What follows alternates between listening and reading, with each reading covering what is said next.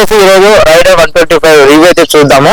Budget లో ఎక్కువ మనకు మైలేజ్ ఇచ్చేది వెహికల్ అయితే ఇది మనకు వచ్చేసి 65 కిలోమీటర్స్ అయితే ఉంటుంది. మనకు 1,25,000 రూపాయలు. ఛార్జింగ్ పిన్ కూడా ఉంది ఇక్కడ. సో చూస్తున్నారు కదా, అది పికప్ గానీ చూసుకున్నట్లయితే మంచిగా అయితే ఉంది. సో ఫీడింగ్ కూడా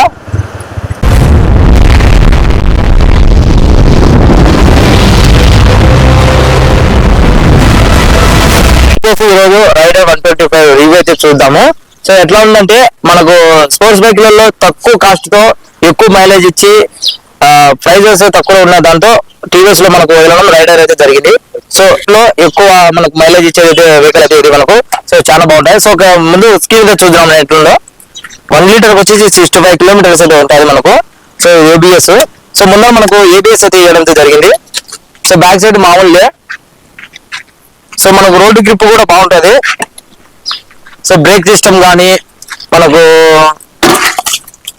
క్లచ్ మూమెంట్ కానీ అన్ని అయితే బాగానే ఉన్నాయి.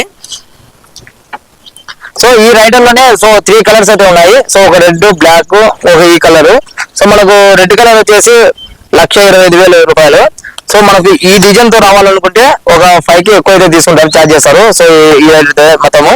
సో అంతేకాకుండా కానీ మనకు ఛార్జింగ్ పిన్ కూడా ఉంది ఇక్కడ. సో చూస్తున్నారు కదా, అది మనం ఎక్కడికైనా ఇక్కడ లాంగ్ వెళ్ళినప్పుడు మనకు ఇదైతే చాలా యూజ్ అవుతుంది. సో అంతేకాకుండా మనకు ఇది మొబైల్ పెట్టుకోవడానికి.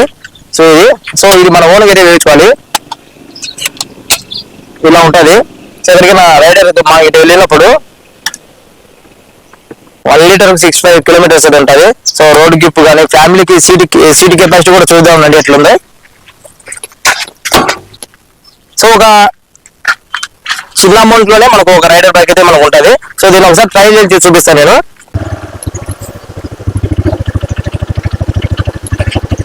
సో బైక్ వచ్చేసి మంచి బీడింగ్ కూడా ఉంది మనకు. సో చూస్తున్నాం కదా మంచిగా. సో దీనికి వచ్చేసి 5 గేర్స్ అయితే ఉంటాయి మొత్తము. సో రోడ్డు గ్రిప్ కానీ మనకు సంబంధించిన వాటిలో మొత్తం పికప్ కానీ చూసుకున్నట్లయితే మంచిగా అయితే ఉంది. సో బీడింగ్ కూడా. సో ముందర ఏబిఎస్ ఎలా ఉందో చూడండి. సో ఇదే నా పద్ధతి రివ్యూ. ట్రై చేయండి, కావాలంటే తీసుకోండి. అవుట్లుక్, ఇన్లుక్. సో దీన్ని చూడండి మొత్తం ఎట్లుండో.